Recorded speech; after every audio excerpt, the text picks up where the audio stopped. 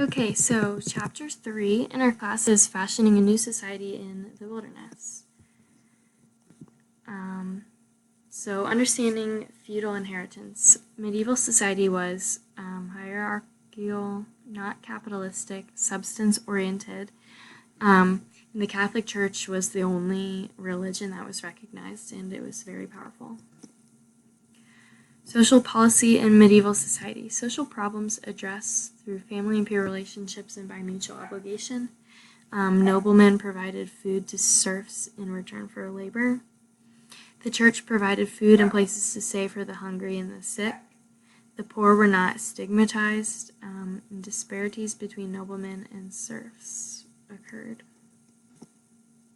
The unraveling of feudalism. Feudalism ended with the emergence of capitalism and the money economy. Serfs were displaced, widespread economic uncertainty occurred, and unemployment and hunger occurred. Policy in medieval society. The denial of civil liberties to the poor, harsh use of laws of settlement, and children were often subject to harsh treatments. The revolution to limited government. So founders gave the federal government the power to regulate interstate commerce. Funders included a clause that allowed the federal government to enact laws that furthered the nation's general welfare, and they provided a mechanism for change by allowing the Constitution to be amended. The oppression of women in colonial America. They lived in restrictive boundaries. They were expected to be obedient and do household duties. They were considered the weaker vessels. They had few legal protections in the medieval period.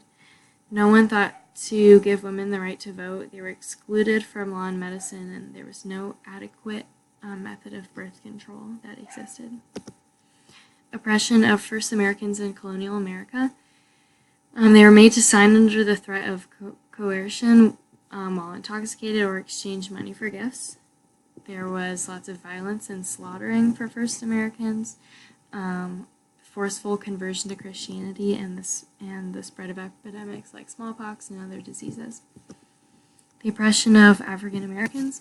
Slaves were a self-replenishing source of labor, so slaves would have kids, and their kids would go into the slave industry as well. They could be brutally disciplined without any precautions, and slaveholders thought harsh treatment of slaves helped teach them discipline and good manners.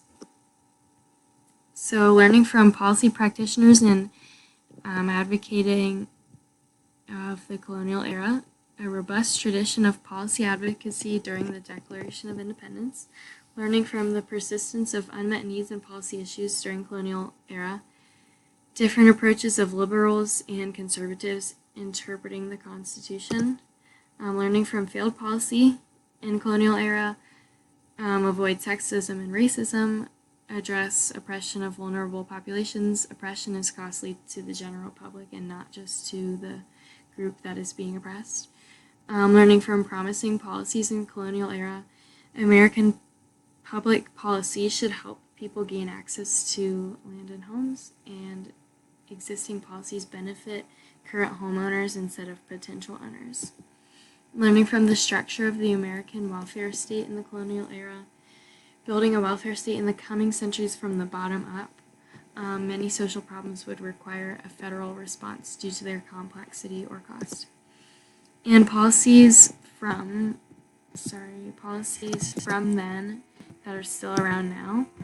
Harsh means tested welfare programs. Even if poorhouses no longer exist in contemporary society, key provisions of the Constitution as amended by the Bill of Rights, and immigration policies that allowed many people to enter our nation.